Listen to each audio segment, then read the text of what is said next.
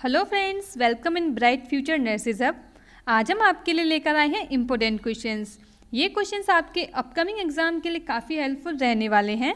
Friends, आज के इस वीडियो में हमने इंक्लूड किया है 1 to 25 क्वेश्चन हेमेटोलॉजी से।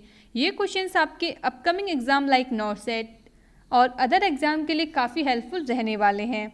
आप इन क्वेश्चंस को एज अ टेस्ट सीरीज की तरह भी सॉल्व कर सकते हैं और कर सकते हैं अपना self assessment bright future nurses hub के साथ।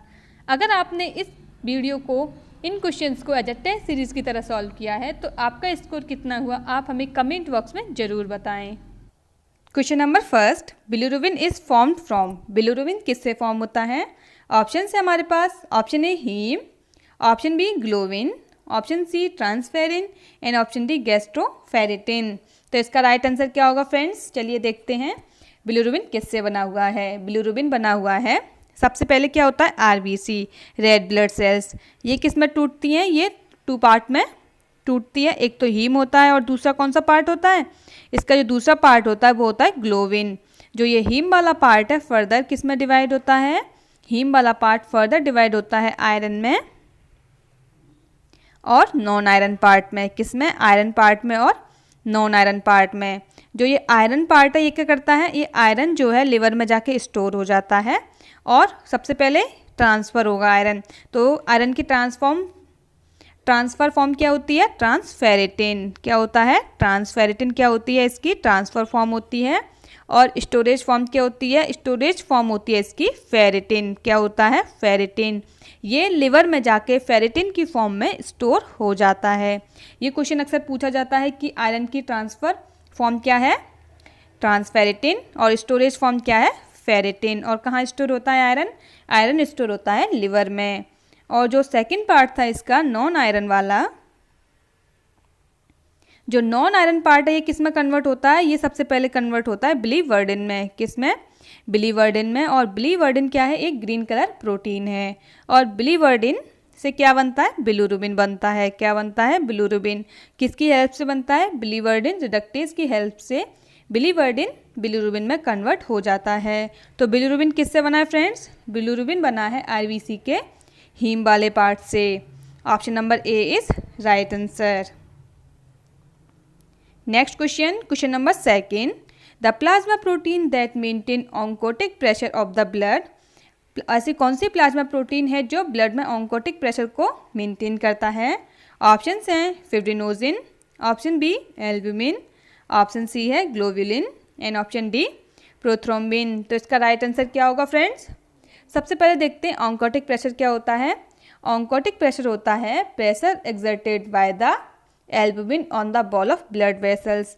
एल्ब्यूमिन जितना भी प्रेशर ब्लड वेसल्स की बॉल पे लगाती है उसे हम बोलते हैं ऑन्कोटिक प्रेशर। और ऑन्कोटिक प्रेशर कितना होता है? ये होता है 18 mm ऑफ Hg। और एक होता है ऑस्मोटिक प्रेशर। ये क्या होता है? ऑस्मोटिक प्रेशर क्या होता है? Pressure exerted by the plasma on the ball of blood vessels. जो होल प्लाज्मा है वो ब्लड वेसल्स की बॉल पे जितना भी प्रेशर एक्सर्ट कर रहा है उसे हम बोलते हैं ऑस्मोटिक प्रेशर। ये होता है इनमें difference. Oncotic pressure mainly albumin की वजह से होता है और ऑस्मोटिक प्रेशर प्लाज्मा की वजह से होता है। और टोटल ऑस्मोटिक प्रेशर कितना होता है? टोटल ऑस्मोटिक प्रेशर होता है 25 mm ऑफ Hg। ये कितना? ये क्या है? ये है ऑस्मोटिक प्रेशर। तो ऑन्कोटिक प्रेशर को मेंटेन कौन करता है? ऑन्कोटिक प्रेशर को मेंटेन करता है एल्ब्यूमिन। एल्ब्यूमिन कितना होता है? ये होता है मोस्ट अबंडेंट प्लाज्मा प्रोटीन है, 55% होती है। और अगर हमें यूरिन में एल्ब्यूमिन को डिटेक्ट करना है तो कौन सा टेस्ट करते हैं हम? हॉट और कोल्ड टेस्ट परफॉर्म करते हैं अगर यूरिन में एल्ब्यूमिन को डिटेक्ट करना है। ग्लोबुलिन किस में हेल्प करता है? ग्लोबुलिन हेल्प करता है इम्यूनिटी के लिए। और फिब्रिनोजिन किस में हेल्प करता है? ब्लड क्लॉटिंग में हेल्प करता है। और प्रोथ्रोम्बिन क्या है? ये एक क्लॉटिंग फैक्टर है। तो ऑन्कोटिक प्रेशर कौन मेंटेन कर रहा है? प्लाज्मा प्रोटीन का albumin. Next question, question number 3, carbon dioxide combined with haemoglobin to form.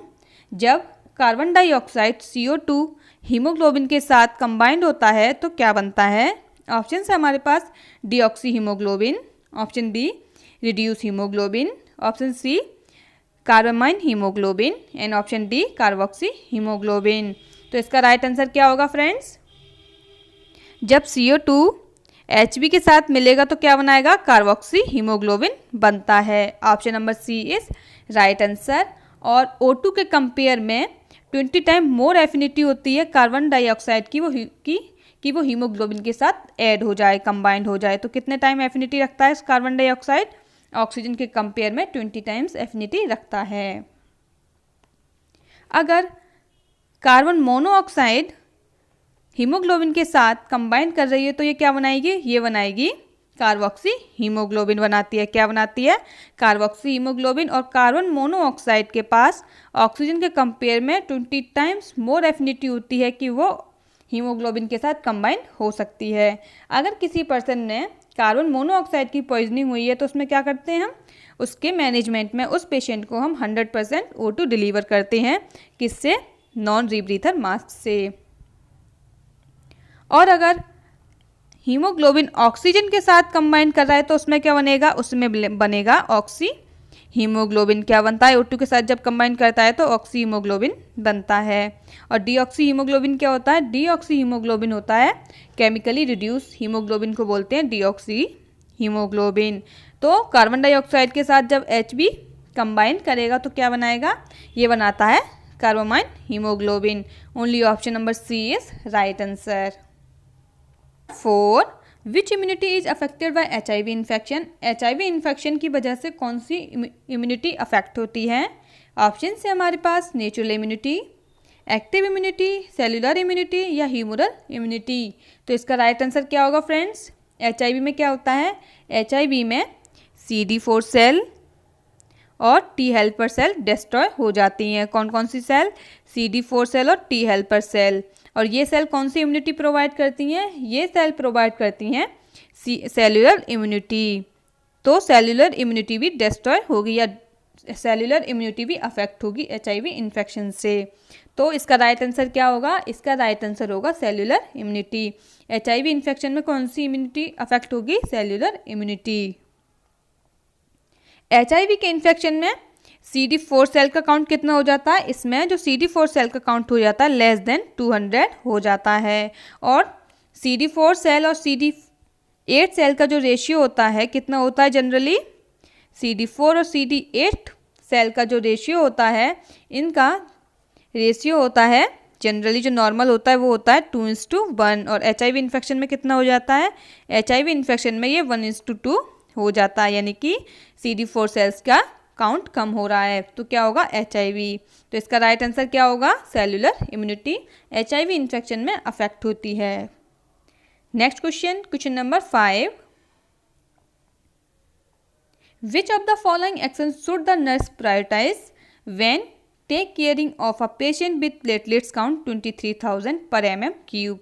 इनमें से ऐसा कौन सा नर्सिंग एक्शन प्रायोरिटी पे होगा जब एक नर्स एक ऐसे पेशेंट की केयर कर रही है जिसका प्लेटलेट्स काउंट कितना है? 23,000 पर mm³ है, यानी कि ओनली उसके पास 23,000 प्लेटलेट्स बचा हुआ है।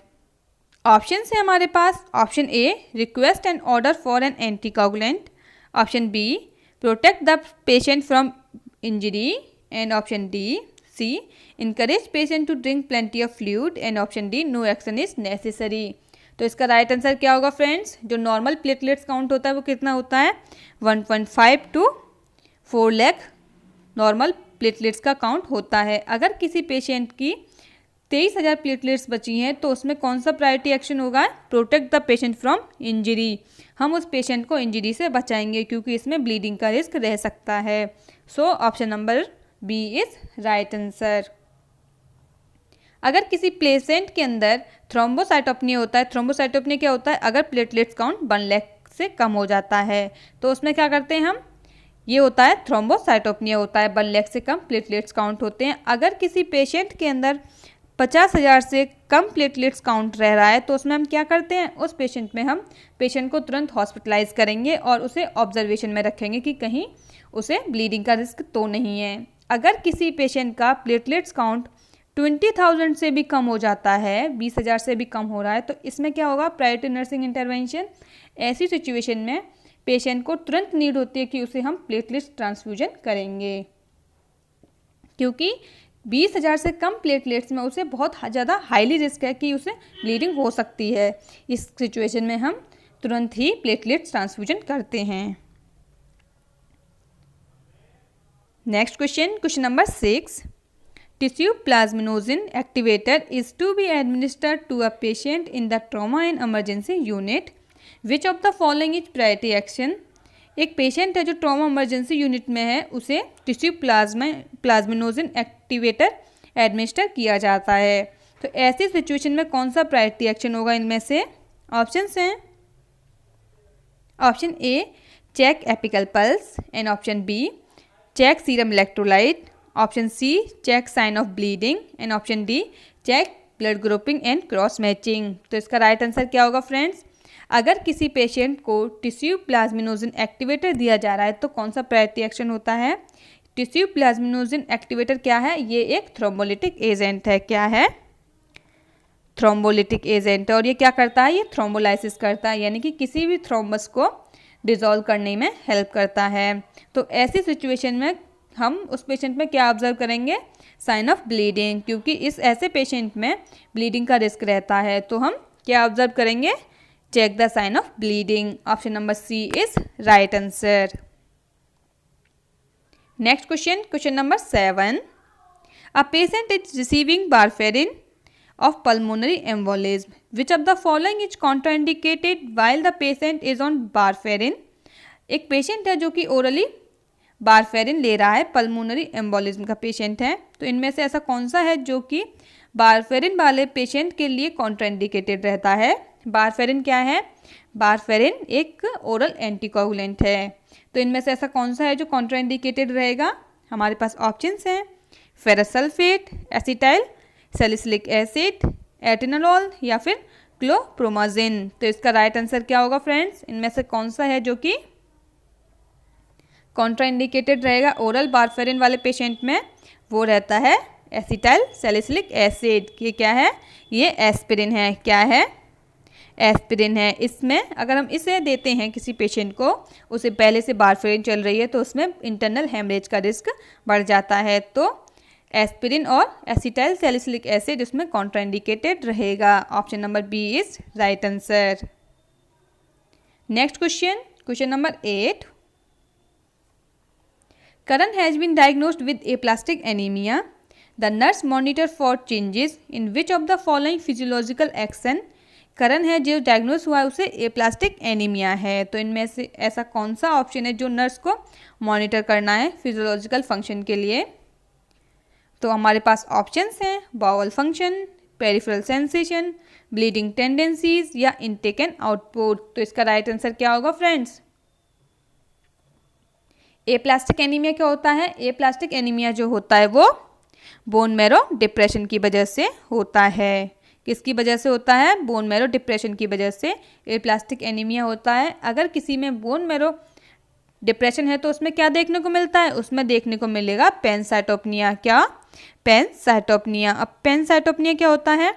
पैनसाइटोपनिया होता है decrease all blood cells, RBC, WBC और प्लेटलेट्स। इन तीनों का काउंट अगर डिक्रीज हो रहा है तो हम इसे क्या बोलते हैं?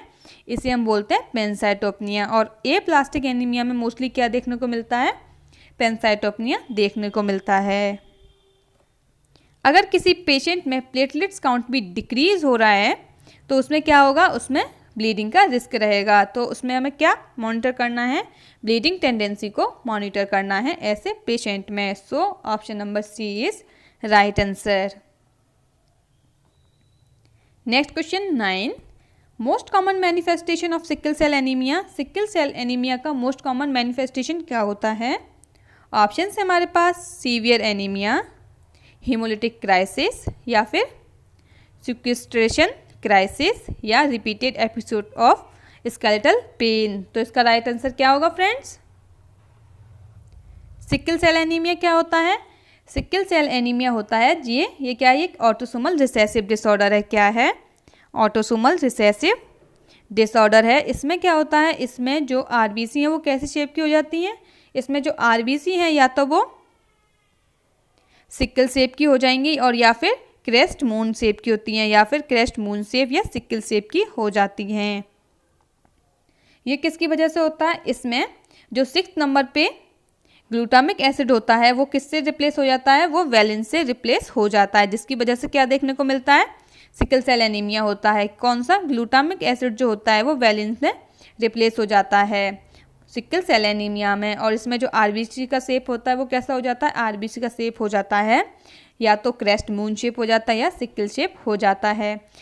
आरबीसी का जो शेप है वो सिकल शेप होने की वजह से आरबीसी का जो O2 कैरिंग कैपेसिटी है वो क्या हो जाती है, आरबीसी की O2 कैरिंग कैपेसिटी डिक्रीज हो जाती है। और अगर O2 कैरिंग कैपेसिटी डिक्रीज होती है तो टिश्यू और ब्लड तक पूरा ऑक्सीजन नहीं पहुंच पाएगा। तो उसमें क्या देखने को मिलता है, ऐसी सिचुएशन में देखने को मिलता है एनारोबिक रेस्पिरेशन या फिर एनारोबिक ग्लाइकोलिसिस होता है। क्या होता है, एनारोबिक ग्लाइकोलिसिस होता है। अगर एनारोबिक ग्लाइकोलिसिस होता है तो क्या रिलीज होगा, लैक्टिक एसिड फॉर्म होगा। क्या होगा, लैक्टिक एसिड फॉर्म होगा। और लैक्टिक एसिड क्या कॉज करता है, ये कॉज करता है पेन। क्या कॉज करेगा, पेन को कॉज करेगा। तो मोस्ट कॉमन मैनिफेस्टेशन क्या होता है सिकल सेल एनीमिया में, मोस्ट कॉमन कॉम्प्लिकेशन होता है, मैनिफेस्टेशन होता है repeated episode of skeletal pain. इसमें क्या देखने को मिलता है, पेशेंट के अंदर पेन देखने को मिलता है। और क्यों देखने को मिलता है, क्योंकि इसमें लैक्टिक एसिड फॉर्म हो रहा है। तो इसका राइट आंसर होगा option number D. Next question, question number 10, best test to detect iron deficiency anaemia in community. किसी भी क्लाइंट और कम्युनिटी में अगर हमें आयरन डेफिशिएंसी एनीमिया चेक करना है तो इनमें से बेस्ट टेस्ट कौन सा होगा, किसे डिटेक्ट करेंगे। ऑप्शन है ट्रांसफेरिन, सीरम फेरिटिन, फेरस या फिर नन। तो इसका राइट आंसर क्या होगा फ्रेंड्स, इसका राइट आंसर होगा, अगर कम्युनिटी या किसी क्लाइंट में हमें आयरन डेफिशिएंसी एनीमिया चेक करना है तो हम उसमें चेक करते हैं सीरम फेरिटिन। सीरम फेरिटिन क्या है, ये सीरम आयरन की स्टोरेज फॉर्म है। कौन सी फॉर्म है, स्टोरेज फॉर्म है। और ये कहाँ स्टोर होता है, ये स्टोर होता है लिवर में, जो कि अभी पहले भी हमने डिस्कस किया था। और ट्रांसफेरिटिन क्या होता है, ट्रांसफेरिटिन इसकी ट्रांसफर फॉर्म होती है। कौन सी, आयरन की ट्रांसफर फॉर्म क्या होती है, ट्रांसफेरिटिन होता है। तो कम्युनिटी या किसी क्लाइंट में हमें आयरन डेफिशिएंसी एनीमिया चेक करना है तो हम क्या करते हैं, सीरम फेरिटिन चेक करेंगे। Option number B is right answer. Next question, question number 11, the most prevalent nutritional disorder among young children is iron deficiency anaemia. A major reason of this in young children. जो mostly nutritional disorder young childrens में देखने को मिला है वो कौन सा है, आयरन डेफिशिएंसी एनीमिया है। तो इनमें से आयरन डेफिशिएंसी एनीमिया का यंग चिल्ड्रंस में कौन सा मेजर रीजन है। हमारे पास ऑप्शंस हैं, option A blood disorder, option B over feeding of milk, and option C lack of adequate iron reserve from mother, and option D introduction of solid early for proper absorption. तो इसका right answer क्या होगा friends, young childrens में iron deficiency anaemia का major reason क्या होता है, इसमें होता है over feeding of milk. Option number B is right answer. क्यों होता है, क्योंकि जो आयरन होता है वो मिल्क में एब्सेंट होता है। आयरन क्या है, मिल्क में एब्सेंट होता है, जिसकी वजह से अगर कोई चाइल्ड बहुत ज़्यादा ओवर फीडिंग कर रहा है मिल्क की तो उसमें आयरन डेफिशिएंसी एनीमिया देखने को मिलेगा। Option number B is right answer. Next question, question number 12, which of the following activity is most appropriate for a 8-year-old with iron deficiency anaemia. इनमें से ऐसी कौन सी एक्टिविटी है जो मोस्ट अप्रोप्रिएट होगी 8 ईयर चाइल्ड के लिए जिसमें आयरन डेफिशिएंसी एनीमिया है। ऑप्शन है हमारे पास dancing, option B playing video game, option C reading books, and option D riding cycle. तो इसका राइट आंसर क्या होगा फ्रेंड्स, एक 8 साल का चाइल्ड है जिसमें आयरन डेफिशिएंसी एनीमिया है तो इसमें मोस्ट एप्रोप्रिएट एक्टिविटी कौन सी होगी, तो इसका राइट आंसर होगा डांसिंग। क्या होगा, dancing is a right answer. क्यों डांसिंग क्यों होगा, क्योंकि question number 12, which of the following activity is most appropriate for a 8-year-old with an iron deficiency anaemia. इनमें से ऐसी कौन सी मोस्ट एप्रोप्रिएट एक्टिविटी होगी एक 8 साल का चाइल्ड है जिसे आयरन डेफिशिएंसी एनीमिया है। ऑप्शंस हैं dancing, option B playing video game, option C reading books and option D riding cycle. तो इसका राइट आंसर क्या होगा फ्रेंड्स? किसी चाइल्ड को जो 8 साल का है उसे अगर आयरन डेफिशिएंसी एनीमिया है तो उसमें मोस्ट अप्रोप्रिएट एक्टिविटी क्या होगी? Reading books. Option number C is right answer, क्योंकि जो अगर वो बुक्स पढ़ेगा तो इसमें सबसे ज़्यादा कम एनर्जी और ऑक्सीजन की नीड होगी, तो उसे मोस्ट अप्रोप्रिएट एक्टिविटी हम बताएंगे। बाकी जो अदर ऑप्शंस हैं dancing, playing video game, riding cycle, इन सब के लिए हायर एनर्जी की नीड होती है और ये O2 के डिमांड को इंक्रीज़ कर सकती हैं। ये क्या करेंगी? ये O2 डिमांड को इंक्रीज़ करेंगी। और चाइल्ड में पहले ही क्या है? उसमें आयरन डेफिशिएंसी एनीमिया है, तो ये सब एक्टिविटी हम उसे नहीं बोलेंगे। तो एप्रोप्रिएट एक्टिविटी कौन सी होगी? एप्रोप्रिएट एक्टिविटी होगी उसके लिए reading books. Option number C is right answer. Next question number 13, which is the advantage of using jet track technique while administering IM injection? Z track technique से IM injection administer करने का advantage क्या होता है? Option है A it maximise absorption of medication, option B it save time as it can be administer quickly, option C it reduce pain and inflammation and option D it prevent leaking of medication in subcutaneous tissue. तो इसका right answer क्या होगा friends? Jet track technique को और क्या बोलते हैं हम? जेट ट्रैक टेक्निक को बोलते हैं एयरलॉक मेथड, और क्या बोलते हैं हम? एयरलॉक मेथड भी बोलते हैं। और ये क्यों किया जाता है? इसका एडवांटेज क्या है? ये मेडिकेशन को सबक्यूटेनियस टिश्यू में लीकेज करने से प्रिवेंट करता है। Option number D is right answer. और ये क्या करता है? ये साइट को ये इरिटेशन क्रिएट करेगा और उस साइट पे स्टेनिंग कॉज कर सकता है, इसीलिए हम इसे जेट ट्रैक टेक्निक से देते हैं। और इस जेट ट्रैक टेक्निक से हम कब सबसे पहले क्या करते हैं? जेट ट्रैक टेक्निक में हम सबसे पहले करते हैं question number 12, which of the following activities is most appropriate for 8 year old with an iron deficiency anaemia? एक 8 साल का चाइल्ड है जिसे आयरन डेफिशिएंसी एनीमिया है, तो इनमें से ऐसी कौन सी एक्टिविटी है जो मोस्ट अप्रोप्रिएट होगी? ऑप्शन से हमारे पास dancing, playing video game, reading books and riding cycle. तो इसका राइट आंसर क्या होगा फ्रेंड्स? अगर किसी चाइल्ड को आयरन डेफिशिएंसी एनीमिया है तो मोस्ट अप्रोप्रिएट एक्टिविटी होती है उसे रीडिंग बुक्स। क्या होगा? रीडिंग बुक्स, किताबों को पढ़ना, क्योंकि इसमें ज़्यादा एनर्जी की नीड भी नहीं होगी और O2 डिमांड भी बॉडी की इंक्रीज नहीं होगी। बाकी जो अदर एक्टिविटी हैं dancing, playing video game, riding cycle, इसमें ज़्यादा एनर्जी की रिक्वायर होगी। क्या होगा? एनर्जी ज़्यादा रिक्वायर होगी और बॉडी की O2 डिमांड भी इंक्रीज होगा। तो ये एक्टिविटी हम चाइल्ड को नहीं बोलेंगे, क्योंकि चाइल्ड को क्या है? आयरन डेफिशिएंसी एनीमिया है। तो मोस्ट अप्रोप्रिएट एक्टिविटी क्या होगा? Reading books.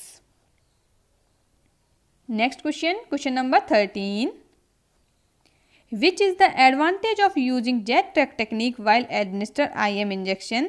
IM इंजेक्शन को जेट ट्रैक टेक्निक से एडमिनिस्टर करने का एडवांटेज क्या होता है? ऑप्शंस हैं it maximise absorption of medication, option B it save time as it can administer quickly, option C it reduce in pain and inflammation, या फिर option D it prevent leakage of medication in subcutaneous tissue. तो इसका right answer क्या होगा friends? Jet technique को और क्या बोलते हैं? जेट ट्रैक टेक्निक को एयरलॉक मेथड भी बोलते हैं। क्या बोलते हैं? एयरलॉक मेथड भी बोलते हैं। और ये इसका एडवांटेज क्या है? इसका एडवांटेज है कि ये सबक्यूटेनियस टिश्यू में मेडिकेशन को लीकेज से प्रिवेंट करता है। So option number D is right answer, क्योंकि अगर ऐसा होगा कि अगर सबक्यूटेनियस टिश्यू तक मेडिकेशन लीकेज होके आएगा तो ये क्या कॉज करेगा? ये या तो स्टेनिंग कॉज करेगा और इरिटेशन उस टिश्यू में कॉज करेगा। तो इसलिए हम मोस्टली जेट ट्रैक मेथड ऐसे इंजेक्शन मेडिकेशन के लिए यूज़ करते हैं जिसमें हमें सबक्यूटेनियस टिश्यू में लीकेज को प्रिवेंट करना हो। जैसे कि जो मोस्टली आयरन है वो किससे दिया जाता है? जेट ट्रैक टेक्निक से दिया जाता है। और जेट ट्रैक टेक्निक को कैसे परफॉर्म करते हैं? सबसे पहले हम स्किन को डाउनवर्ड पुल करेंगे एंड देन या तो डाउनवर्ड पुल करना है स्किन को या लेटरली पुल करेंगे और देन हम उसमें निडल इंसर्ट करेंगे और स्किन को छोड़ देते हैं। और इससे क्या बन जाता है? इससे एक जेट ट्रैक फॉर्म हो जाता है। क्या होता है? एक जेट ट्रैक फॉर्म हो जाता है। तो ये किससे प्रिवेंट करता है? ये प्रिवेंट करता है leakage of medication in the subcutaneous tissue. So option number D is right answer. Next question, question number 14। All of the following nursing intervention are correct when using JET-TRAC method of injection except। इनमें से ऐसा कौन सा nursing intervention है जो JET-TRAC method के लिए correct है एक्सेप्ट किसी एक को छोड़ के?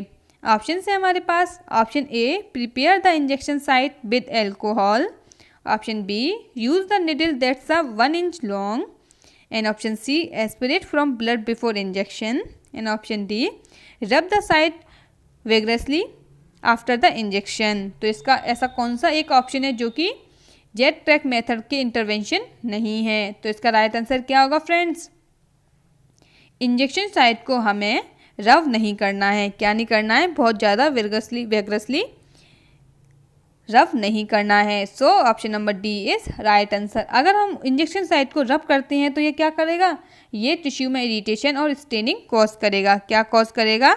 ये इरिटेशन और स्टेनिंग टिश्यू के अंदर कॉज कर सकता है, तो हम उस साइट को रब नहीं करेंगे। ये JET-TRAC मेथड इंजेक्शन का इंटरवेंशन नहीं है। Option number D is right answer. बाकी जो अदर ऑप्शन है वो JET-TRAC मेथड के इंटरवेंशन हैं। Next question, question number 15। Haemophilia A is characterised by deficiency of. Haemophilia A जो है वो किसकी डेफिशिएंसी से होता है? ऑप्शन है हमारे पास von Willebrand factor, option B factor 8, option C factor 9 and none of above. तो हीमोफीलिया क्या होता है? हीमोफीलिया ए जो होता है उसे हम क्या बोलते हैं? ये से बोलते हैं क्लासिकल हीमोफीलिया। क्या बोलते हैं? हीमोफीलिया, क्लासिकल हीमोफीलिया बोलते हैं। ये क्या है? ये एक रॉयल डिजीज़ भी बोलते हैं। हीमोफीलिया को क्या बोलते हैं? Royal disease. और हीमोफीलिया ए किसकी डेफिशिएंसी से होता है? ये होता है फैक्टर नंबर 8, क्लॉटिंग फैक्टर 8 की डेफिशिएंसी से क्या होता है? हीमोफीलिया ए होता है। तो option number B is right answer. Factor number 9 की डेफिशिएंसी से क्या होता है? फैक्टर नंबर 9 की डेफिशिएंसी से होता है हीमोफीलिया बी। कौन सा? हीमोफीलिया बी, जिसे क्या बोलते हैं? जिसे हम क्रिसमस डिजीज़ भी बोलते हैं। क्या बोलते हैं? क्रिसमस डिजीज़ भी कहते हैं। और वॉन विल्ब्रांड फैक्टर की डेफिशिएंसी से क्या होता है? वॉन विल्ब्रांड डेफिशिएंसी ये एक ऑटोसोमल डोमिनेंट डिजीज़ होती है। अगर इस फैक्टर की डेफिशिएंसी होती है तो इसे हम क्या बोलते हैं? वॉन विल्ब्रांड फैक्टर डिजीज़ बोलते हैं। और ये क्या है? ऑटोसोमल डोमिनेंट डिजीज़ होती है। तो हीमोफीलिया ई किसकी डेफिशिएंसी से होती है? फैक्टर नंबर 8 की डेफिशिएंसी से हीमोफीलिया ए होता है। So option number B is right answer. Next question, question number 16। The nurse would expect which abnormal laboratory report in child with haemophilia. Haemophilia के child में कौन सी लेबोरेटरी एबनॉर्मलिटी देखने को मिलेगी? ऑप्शन है हमारे पास decrease platelets count, decrease bleeding time, increase clotting time या इंक्रीज प्लेटलेट्स काउंट। तो इसका राइट आंसर क्या होगा फ्रेंड्स? इसका राइट आंसर क्या होगा? हीमोफीलिया में अगर कोई पेशेंट हीमोफीलिया का है तो उसमें क्या देखने को मिलता है? उसमें जो बीटी है वो क्या होता है? नॉर्मल होता है। क्या होता है? नॉर्मल। और सीटी क्लॉटिंग टाइम क्या होता है? इंक्रीज हो जाता है। और उसमें प्लेटलेट्स काउंट भी क्या देखने को मिलता है? प्लेटलेट्स काउंट भी नॉर्मल देखने को मिलते हैं। तो इसका राइट आंसर क्या होगा फ्रेंड्स? इसका राइट आंसर होगा, कौन सी एक्सपेक्टेड फाइंडिंग होगी? सी। इसमें क्लॉटिंग टाइम इंक्रीज हो जाता है हीमोफीलिया में। और ब्लीडिंग टाइम कैसा रहता है? ये नॉर्मल रहता है। अगर किसी पेशेंट के अंदर विटामिन के डेफिशिएंसी है, विटामिन के की डेफिशिएंसी है, तो उसमें भी क्लॉटिंग टाइम क्या देखने को मिलेगा? इंक्रीज मिलेगा। विटामिन के डेफिशिएंसी वाले पेशेंट में भी क्लॉटिंग टाइम इंक्रीज मिलता है, क्योंकि विटामिन किस में हेल्प करता है? विटामिन के हेल्प करता है फैक्टर नंबर 2 और 7 के सिंथेसिस में। जो क्लॉटिंग फैक्टर 2 और 7 है वो लिवर में विटामिन के की हेल्प से सिंथेसिस होते हैं। अगर विटामिन के की डेफिशिएंसी होगी तो इसमें क्लॉटिंग टाइम भी इंक्रीज होगा। The following is the most frequent classical site of internal bleeding associate with haemophilia. ये क्या है? फॉलोइंग है। तो हीमोफीलिया वाले क्लाइंट में मोस्ट कॉमन क्लासिकल साइट कौन सी होती है ब्लीडिंग के लिए? ऑप्शन हैं brain tissue, GI tract, joint cavity या स्पाइनल कॉर्ड। तो इसका राइट आंसर क्या होगा फ्रेंड्स? हीमोफीलिया वाले पेशेंट में इंटरनल ब्लीडिंग के लिए क्लासिकल साइट कौन सी होती हैं? एक तो होती है बोन जॉइंट कैविटी, जिसे हम क्या बोलते हैं? जॉइंट कैविटी को और क्या बोलते हैं? हीमोथ्रोसिस बोलते हैं। जॉइंट कैविटी में अगर ब्लीडिंग हो रही तो उसे क्या बोलते हैं? इसे हम बोलते हैं हीमोथ्रोसिस बोलते हैं। और कौन सा साइट होता है क्लासिकल साइट? इसमें हीमोफीलिया वाले पेशेंट में कहाँ कहाँ ब्लीडिंग हो सकती है? यूरिनरी ट्रैक्ट में ब्लीडिंग हो सकती है, सॉफ्ट टिश्यू में ब्लीडिंग होती है। तो इनमें से ऐसा कौन सा मोस्ट फ्रीक्वेंट क्लासिकल साइट हुई? Joint cavity. अगर जॉइंट कैविटी में ब्लीडिंग हो रही है तो उसे क्या बोलते हैं? उसे बोलते हैं हम haemarthrosis. Option number C is right answer. Next question 18, which of the following is the safe game for a child with haemophilia? एक चाइल्ड है हीमोफीलिया के लिए, इनमें से उस क्लाइंट के लिए सेफ गेम कौन सा होगा? ऑप्शंस हैं क्रिकेट, बास्केटबॉल, स्विमिंग या फील्ड हॉकी। तो इसका राइट आंसर क्या होगा फ्रेंड्स? अगर कोई क्लाइंट हीमोफीलिया के लिए है तो हम उसे ऐसा गेम बताएंगे कि उसके लिए एक ऐसा गेम सेफ है जिसमें इंजरी के चांसेस कम हों। तो क्रिकेट, बास्केटबॉल और हॉकी में इंजरी के चांसेस ज़्यादा होते हैं, तो ये गेम हम उस पेशेंट को नहीं बताएंगे। उसे हम क्या बोलेंगे? स्विमिंग। स्विमिंग हीमोफीलिया वाले पेशेंट के लिए क्या है? सेफ है, क्योंकि स्विमिंग क्या है? स्विमिंग एक टाइप का एक्सरसाइज भी हो जाएगा, जिससे उसका जॉइंट का मसल क्या है? वो स्ट्रांग बनेगा और ब्लीडिंग का चांस कम होगा। तो ऐसे क्लाइंट जो हीमोफीलिया का चाइल्ड है उसे हम स्विमिंग बोलेंगे कि उसके लिए जो सेफ गेम है वो क्या है? Swimming. Option number C is right answer. Next question 19, the most common type of leukaemia in older adult. Older adult में कौन सा मोस्ट कॉमन ल्यूकीमिया होता है? ऑप्शंस हैं option A acute myelocytic anaemia, option B acute lymphocytic leukaemia, and option C chronic lymphocytic leukaemia या फिर chronic माइलोसाइटिक leukaemia. तो इसका राइट आंसर क्या होगा फ्रेंड्स? अगर कोई अडल्ट है तो उसमें मोस्ट कॉमन टाइप का ल्यूकीमिया कौन सा होता है? उसमें होता है chronic lymphocytic leukaemia is the most common. Option number C is right answer. अगर चिल्ड्रन हैं तो चिल्ड्रन में सबसे ज़्यादा मोस्ट कॉमन होता है ALL, acute lymphocytic leukaemia is most common in children and chronic lymphocytic leukemia is most common in adult. Option number C is right answer. Next question 20, a 68-year-old woman diagnosed with thrombocytopenia due to acute lymphocytic leukemia is admitted to the hospital. The nurse should assign the patient. एक 60-year-old woman है जो कि थ्रोम्बोसाइटोपनिया हुआ है उन्हें किसकी वजह से? एक्यूट लिम्फोसाइटिक ल्यूकीमिया की वजह से, और वो हॉस्पिटल में एडमिट हुई हैं। तो ऐसे क्लाइंट के लिए नर्स कौन सा असाइन करेगी? क्या असाइन करेगी? ऑप्शन है हमारे पास option A to private room so she will not infect other patient and health care worker, या option B to private room so she will not be infected by other patient and health care workers, and option C to a semi-private room so she will have stimulation drug her hospitalization, and option D to a semi-private room so she will have the opportunity to express her feeling about her illness. तो इसका right answer क्या होगा friends?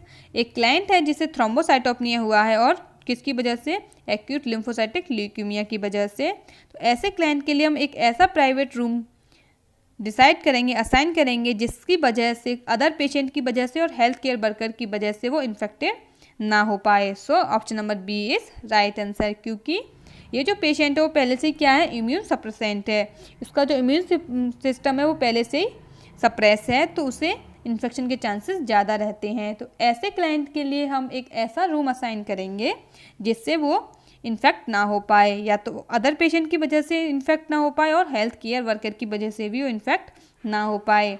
तो हम ऐसे patient के लिए assign करेंगे to a private room so she will not be infected by other patient and health care worker. So option number B is right answer.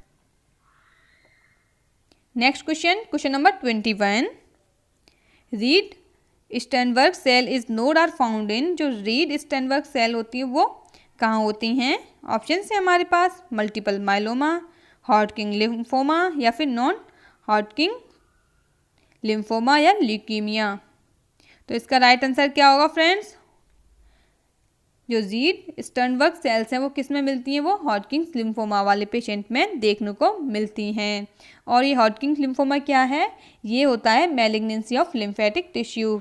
ये एक लिम्फेटिक टिश्यू की मैलिग्नेंसी वाली डिजीज़ है और रीड स्टर्नबर्ग सेल्स इस tissue में, इस disease में मिलती हैं। So option number B is right answer. Next question 22, which is the first symptom of Hodgkin's disease assessed by nurse. इनमें से ऐसा कौन सा फर्स्ट सिम्टम आता है हॉटकिंस डिजीज वाले पेशेंट में। ऑप्शन है हमारे पास swelling of neck, lymph node, option B Altered consciousness, option C speech difficulty and option D swallowing difficulty. तो इसका राइट आंसर क्या होगा फ्रेंड्स। जो हॉटकिंस लिम्फोमा वाले पेशेंट होते हैं उसमें फर्स्ट साइन क्या आता है, उसमें फर्स्ट साइन आता है painless enlargement of cervical lymph node. जो सर्वाइकल लिम्फ नोड है उसमें इनलार्जमेंट हो जाता है, वो भी कौन सा, पेनलेस इनलार्जमेंट होता है। तो ऐसे पेशेंट के लिए फर्स्ट सिम्टम क्या होगा, swelling of neck lymph node. So option number A is right answer. और सेकंड कहाँ होता है, सेकंड होता है एक्सिलरी नोड आती हैं। कौन सी आती हैं, सेकंड सिम्टम्स का क्या मिलेगा, एक्सिलरी नोड देखने को मिलेंगी। लेकिन फर्स्ट सिम्टम क्या होगा, फर्स्ट सिम्टम होता है painless enlargement of cervical lymph node. Next question, question number 23, in Hodgkin's disease into children the sentinel node located at. Hodgkin's disease वाले चिल्ड्रंस में जो सेंटिनल नोड्स होती हैं वो कहाँ लोकेट होती हैं। ऑप्शन हैं near the left clavicle, option B axillary node या ग्रोइंग नोड या एब्डोमेन नोड। तो इसका राइट आंसर क्या होगा फ्रेंड्स। हॉटकिंस डिजीज वाले चिल्ड्रन में सेंटिनल नोड्स कहाँ लोकेट होंगी। सबसे पहले देखते हैं सेंटिनल नोड्स क्या होती हैं। सेंटिनल नोड्स एक ऐसी नोड्स होती हैं जो कि ट्यूमर से ड्रेनेज को रिसीव करती हैं। क्या करती हैं, जो ट्यूमर है उससे ड्रेनेज को रिसीव करती हैं। और चिल्ड्रन में ये जो होती हैं वो नियर द लेफ्ट क्लेविकल के पास में होती हैं। So option number A is right answer. Next question 24, a child with leukaemia is being discharged after beginning chemotherapy. Which of the following instruction will the nurse include when teaching the parent of a child? एक leukaemia वाला child है जो कि chemotherapy start होने के बाद discharge कर दिया गया है। तो इनमें से ऐसा कौन सा इंस्ट्रक्शन है जो कि नर्स चाइल्ड के पेरेंट्स को टीच करते टाइम इंक्लूड करेगी। ऑप्शंस हैं provide a diet low in protein and high carbohydrate, option B avoid fresh vegetables that are not cooked और peeled, option C notify the physician if the child temperature exceed 101 degree Fahrenheit, and option D increase the use of humidifier throughout the house। तो इसका right answer क्या होगा friends. तो इनमें से ऐसा कौन सा इंस्ट्रक्शन है जो कि नर्स एक पेरेंट्स को टीच करते टाइम इंक्लूड करेगी, वो है avoid fresh vegetable that are not cooked और पील्ड ऑफ। फ्रेश वेजिटेबल्स और जो प्रॉपरली कुक्ड नहीं हैं और पील्ड नहीं हुए उनको अवॉइड करना है, क्योंकि इसमें क्या होता है, इनमें माइक्रो ऑर्गेनिज्म होते हैं जो कि इन्फेक्शन कॉज करेंगे। तो चाइल्ड को जो वेजिटेबल्स देनी है वो प्रॉपरली कुक्ड और पील्ड देनी है। ऐसी वेजिटेबल्स को अवॉइड करना है जो कि प्रॉपरली कुक्ड नहीं है और पील्ड नहीं हुए हैं। So option number B is right answer. Next question, question number 25, a child with hemophilia has a very swollen knee after falling from bicycle riding. Which of the following is the first nursing action? एक haemophilia वाला child है जो कि cycle से गिर गया है, उसके नी में क्या देखने को मिला है, स्वेलन नी हो गया है साइकिल से गिरने के बाद। तो इनमें से फर्स्ट नर्सिंग इंटरवेंशन क्या होगा। ऑप्शन है हमारे पास, option A initiate an IV site to beginning administration of cryoprecipitate, या फिर option B type the cross matched for possible transfusion, option C monitor the client vital sign for the first 5 minute, या option D apply the ice pack and compression dressing to the knee. तो इसका right answer क्या होगा friends.